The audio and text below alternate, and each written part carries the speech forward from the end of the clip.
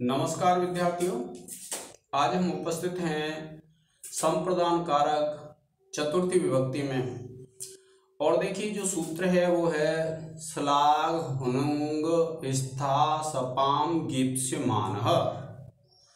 यह सूत्र क्या कहता है कि एक धातु होती है स्लाग। स्लाग का अर्थ होता है प्रशंसा करना। एक धातु होती है हुनुंग। हुनुंग का अर्थ होता है छिपाना। एक धातु होती है स्था। स्था का अर्थ होता है ठहरना। और एक धातु होती है सब। सब का अर्थ होता है उल्हाना देना या साप देना। इन धातुओं का यदि प्रयोग है, अर्थात अगर आप वाक्य बना रहे हैं और इन धातुओं का अगर आप प्रयोग कर रहे हैं तो जो गीप्स्यमान होता है। गीप्स्यमान किसको बोलते हैं? जिसके लिए ये धातुएं आई हैं, जिसके कारण से इन धातुओं का प्रयोग किया, जिसके लिए किया है, उसको संप्रदान संज्ञा होती है। और संप्रदान संज्ञा होकर के चतुर्थी संप्रदान सूत्र से उसमें चतुर्थी विभक्ति लगती है। एक बार पुनः समझ लें कि यह जो सूत्र है संप्रदान संज्ञा करता है किसकी? ये चार धातुएं आनी चाहिए, स्लाग, हिनुंग, स्था और सब। ये जब धातुएं आ रही हैं और इन धातुओं का प्रयोग होने पर जो गीप्स्यमान है, गीप्स्यमान का तात्पर्य होता है जिस पे अपना आशय प्रकट किया जा रहा है, जिसके कारण से ये आई है,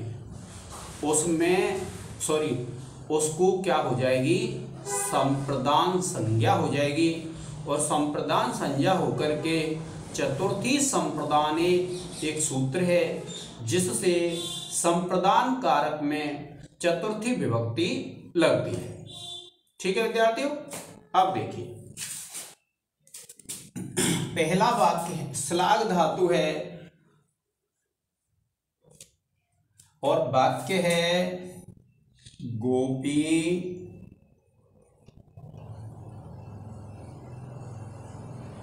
स्मरात कृष्णाय श्लाघते।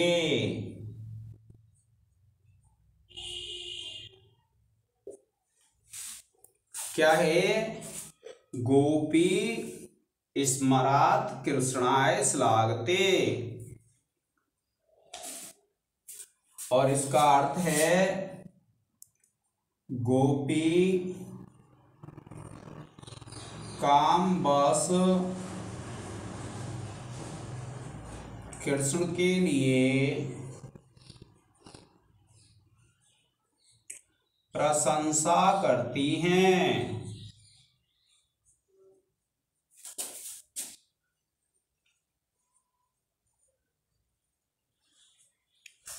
ठीक है, अब देखिए इस वाक्य में श्लाघ धातु का भी प्रयोग हुआ है और जो अभीष्ट है किसके कारण से कर रही हैं? कृष्ण के लिए। यानी गोपियां काम के वश में होकर के काम पीड़ा से किसकी प्रशंसा कर रही हैं? कृष्ण की प्रशंसा कर रही हैं। तो ये जो कृष्ण है वह इस सूत्र से क्या हो जाएगा? संप्रदान हो जाएगा। और जब संप्रदान हो जाएगा तो संप्रदान में चतुर्थी संप्रदानिक सूत्र है, उस चतुर्थी संप्रदान से विद्यार्थियों उसमें चतुर्थी विभक्ति लग जाएगी। और इसमें लगी हुई है। जब मान लीजिए व्याख्या के लिए आता है सूत्र, तो आपको क्या करना है? ये हिंदी लिख देंगे इसकी, यानी इसका जो अर्थ है सूत्र का, और उसके बाद आप उदाहरण लिखेंगे और आप लिख देंगे इस उदाहरण में स्पष्टीकरण लिख देंगे नीचे। यहां पर स्पष्टीकरण लिख के नीचे लिख देंगे इस उदाहरण में कृष्ण श्लाघ धातु का कर्म है, किंतु श्लाघ धातु का प्रयोग होने से कृष्ण की संप्रदान संज्ञा होती है और संप्रदान में संप्रदाने चतुर्थी सूत्र से चतुर्थी विभक्ति लगती है। आप इसका एक स्क्रीनशॉट ले लें।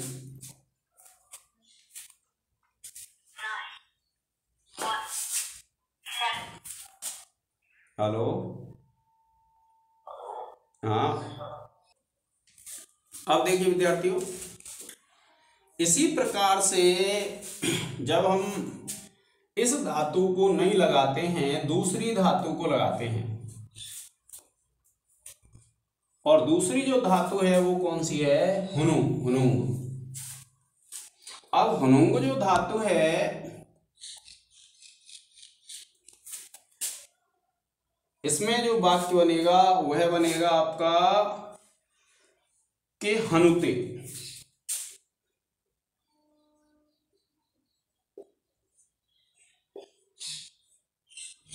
और इसका हिंदी अर्थ होगा गोपी कामवश कृष्ण को छिपाती हैं। क्या बनेगा? गोपी कामवश कृष्ण को छिपाती हैं।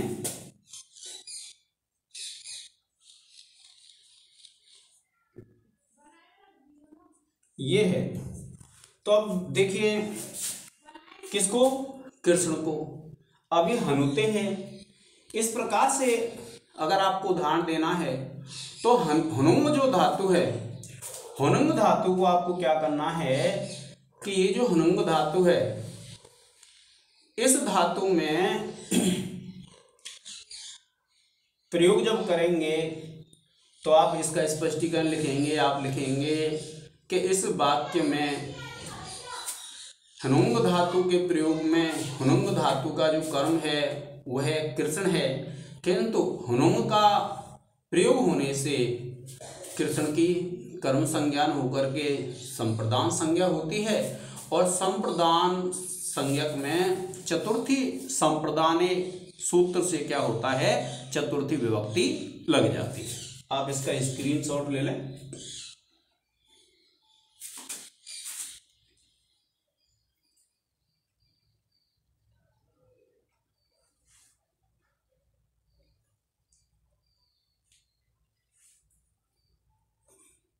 अब देखिए,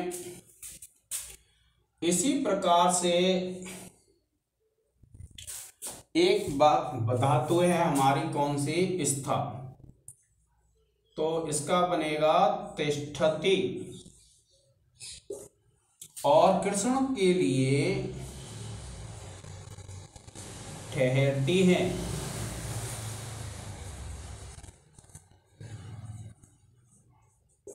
ये वाक्य है कि गोपी काम के कारण कृष्ण के लिए ठहरती हैं। यह वाक्य है।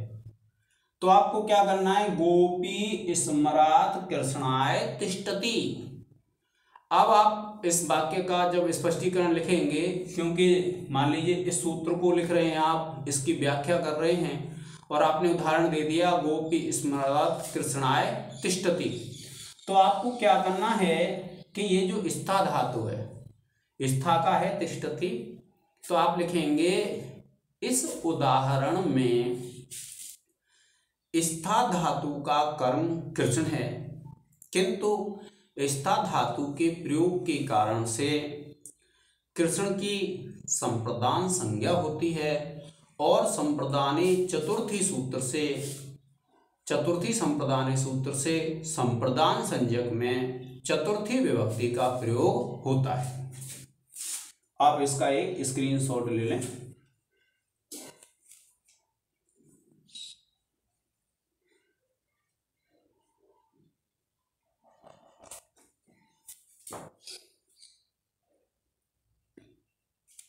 अब देखिए, एक धातु है हमारी सप धातु, और कृष्ण के लिए कृष्णाय सप्ते।